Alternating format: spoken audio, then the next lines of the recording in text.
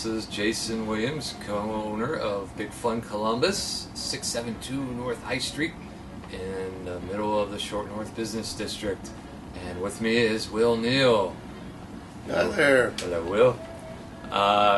We're going to talk a little bit about our origin stories as collectors, how I did this, and then just kind of encompass that as human beings, because superheroes have origin stories, and so do we. And who's to say we're not superheroes in one respect or another? You're not supposed to talk about that. Well, that's true. That's a terrible secret. Yeah, We'll have to edit that. Alienate the audience. Yeah. Anyway. All right. We've been here almost a year. May will be our 1 year anniversary. Yes, May 31st. Yeah. It's a pivotal day in my history, but go ahead. That's right. A pivotal day in my history, too, which the longest work period that I've ever had. So, 125 days. I lost my mind, but I found it underneath the couch. So we're back again. So we opened up this place. We were looking here last year, we're in March now. Last year we were down here doing all sorts of reconnaissance for Short North. I had a previous business called Spaceman Floyd's in Northeast Ohio for 2.5 years. I worked at Big Fun East for 10, and the town I had Spaceman Floyd's in was a dreadful city. It's kind of like one of those Mad Max cities where people, no, not really, but it was just uncreative and dying. So I wanted to find a place with a great, vibrant attitude and a healthy pulse. And what better place than Capital City? So we got this wonderful spot at the last minute. Should we tell them it used to be a liquor store, and people still come in looking for, where's the liquor store? And it's gone. It's gone. There's several sad drunkards out wandering around. But they can go down to Kroger's on 7th Street. So the best compliment I received from these people is I miss the liquor store, but I like your place more. So that's as good as it gets. We don't have to get a liquor license again. So And then they can drink in the memories. Yeah. That we provide. We melt down plastic too if people insist. So we set up camp. And it took us 35 days to set this place up, non-stop, and we've hit the ground running, and we haven't stopped running. And in fact, I'm very tired.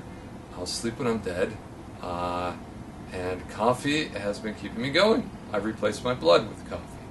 And out of that, we got several good employees, and Will was among the very first pioneers to put in his application.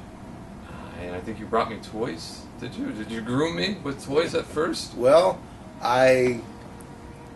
when the first day I came in, which was the first day you guys were open, I came in that it was a rainy Friday, and I came in. I had something else to do in the area and saw that this was close by, and I wanted to come here. I saw in the paper that you guys were going to open, and I was like, great, because there was a Big Fun here back in like the 90s, and it was further north on High Street, like 14th and High. And it lasted maybe 4 or 5 years, and it closed. And I was real sad to see it go, because it was always a great place to go in and find stuff, or just see stuff that you hadn't seen in years. And so when I saw that you guys were coming, I was like, great. So I came in that first day, and I looked around, and I came up to the counter and said, I love this place, I want to work here. So they took my information down, and later during the summer, they figured out a way for me to work here, and since then, it's been a Cinderella story, and that's just great. And this is my dream job. If I could have done this my whole work career, I would truly be happy. I probably wouldn't have the well-rounded, the well-rounded personality that I have now, but still, I'm glad that I've ended up here, or that I'm here now, and this is just great. I love it. I love working here. Well, thanks. We're not going to give you a raise for all that, but I appreciate it. It's from the heart. I had to say it. I had to wear my heart on my sleeve and tell you that's how I feel. So you're our favorite. You're a favorite employee. Wait! I can't say that. I like you too, Melanie and James and Miranda. So and Trindy. I like you all equally. You're all my favorite kids. So no, I do like that. You set up a place, you don't know who you're going to meet, and you don't know how you're going to impact lives, and there's a lot of poetry in that. So Will's contributed to this business in a lot of ways, and a lot of hypothetical ways that I had for my previous business. And it's great to now do these things that I wanted to do and didn't have the help to do, which is Will's interviews are a big part of that. So this could become a wonderful, brilliant thing, which I think could spread out throughout Columbus and interconnect nerds. So you have a lot of responsibility. Yes, and with great power comes great responsibility, and That's right. there's the power of working here and the responsibility of spreading the word that the place is here and letting the nerds know that they have a safe haven. So Sanctuary. So, I think that's a good summary for our origin story.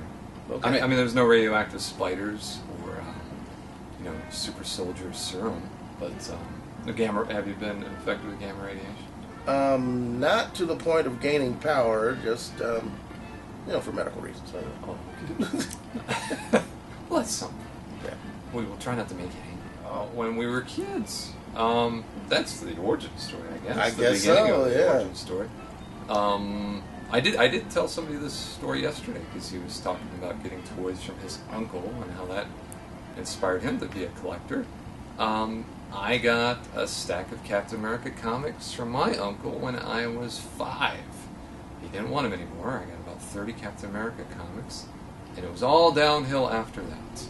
I was big into superheroes, all sorts of 70s, 80s toys, and it's always been in the back of my brain, and I always loved going into shops that are what ours is like, just this eclectic collection of miscellaneous stuff, just all sorts of like little hidden things. That's been a part of my DNA since the beginning. And plus, I have a family of hoarders too, so I love to be surrounded by stuff, which I know you do too. The Will's Museum is being tapped out slowly as you bring stuff in. I've been a collector since, for years. I've been a collector, and I can blame my collecting on a fictional character, Pippi Longstocking, who was a thing finder. And she would just go around and she would find things that she thought were interesting, and she would keep them. And so I started doing that. I would go around and I would find things that I thought were interesting, but I was always I guess I was blessed with having parents that did not mind buying me toys. And so I can't say I was ever really lonely because, I have 2 older sisters who also, we all got toys, but there were like specific toys that I wanted. And so over the years, my mother finally learned that it couldn't just be anything. There were specific things that I wanted.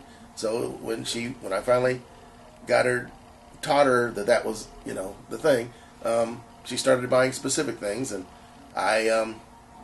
my collection just kind of grew, and I was always appreciative of the toys, so I always took care of my toys, and always, if I didn't keep the original packaging, I at least kept the toys themselves. I didn't break them. I kept them in boxes or whatever to keep them together, and then when I got finished playing with them, I put them in the boxes and put them away in our crawl space attic, and kept them there for years. And then there came a point though where I thought I'd outgrown some of the toys because I hadn't played with them for years. So I started taking them to there's this guy named Bill who had a shop called the British Paper Mill, and he would buy toys. And so I started slowly taking some of my toys to him, and he would take them to the Columbus toy shows that he was kind of running at the time, or he was involved with at least. and they were at different locations, and so he would take some of my collections of toys to those, and there was an incident where one collection caused a big fight at one of the shows. I like that story. It's the Major Matt Mason alien, right? Yes. One of Major Matt Mason's. Major Matt Mason was Mattel's Man in Space back in the late '60s, early '70s, and he was a 6-inch bendable spaceman, astronaut. And then there was Major Matt Mason. There was Sergeant Storm. We never had a first name, but I always called him Sergeant Steve Storm because I didn't think it was fair that he didn't have a first name. It's all then about there was the alliteration Doug Davis, and then there was the African American Jeff Long, and I never thought that was fair either. Why should Jeff not have the alliterative name? So I called him Jeff Jefferson. Anyway, there were those four. Those were the astronauts, and then there was Callisto, who was your typical green, brain-headed alien. He was from Jupiter.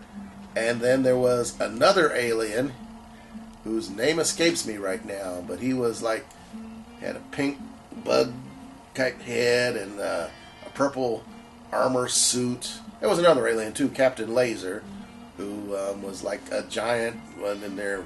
He was like as tall as the old G.I. Joes. He was like 11, 12 inches or so.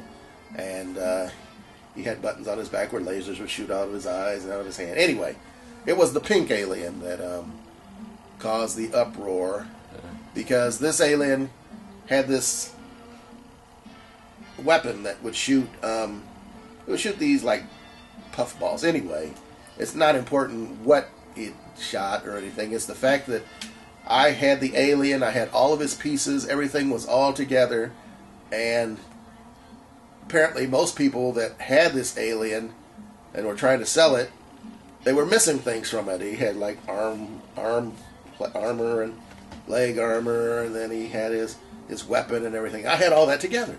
So that was kind of amazing. Anyway, at this toy show, Bill took it there, and somebody saw that the alien had all the pieces, and they're like, "Oh, whoa, I want that." And so Bill was like, "Okay," and he promised it to that person for a certain price. And then, like 5-10 minutes later, somebody else came along and saw it and was like, "Ooh, I want that." And Bill's like, "No, I already promised it to this guy." And so apparently those two guys got into a rather heated argument, and I think fists were even thrown because of this darn toy. And I thought that was amazing. It's like, how could people be that wrapped up in a single toy that's, it's not a big toy or anything, but it's just there was that much passion that these two had about this toy. And I thought that kind of speaks volumes, because if people can get that wrapped up in a toy, imagine how many times that might happen at other places, not necessarily toy shows, but I mean anywhere in the world where somebody has this one toy, somebody else wants it, and that fights will break out. Do you think we should maybe that can connect into like a nerd fight club that we could have downstairs? So I think we're going to do that. That'll be a good way for nerds. It'll be like an exercise program, right? We can get rare toys. They fight. They get exercise. We get arrested. We end up on an AOL blurb, and it goes viral. Yes, that's a wonderful idea. It's like I'm going to do it, Will. The nerd, what would you call it? The Nerd Battle Dome. 2 nerds enter, one nerd leaves. 2 nerds enter, 1 nerd leaves. Who runs Buttertown? So there we go. That's an origin story for 2 nerds inside nerd headquarters. To reference Logan's Run, there is no sanctuary, but there is inside Big Fun Columbus. Yes. Not sanctuary if you're running from the law, but, that's another episode. That's another web episode. So. Right. Well, I think that's adios for us. I guess so. Buenas noches. We'll see you all on the other side. We'll see you later in the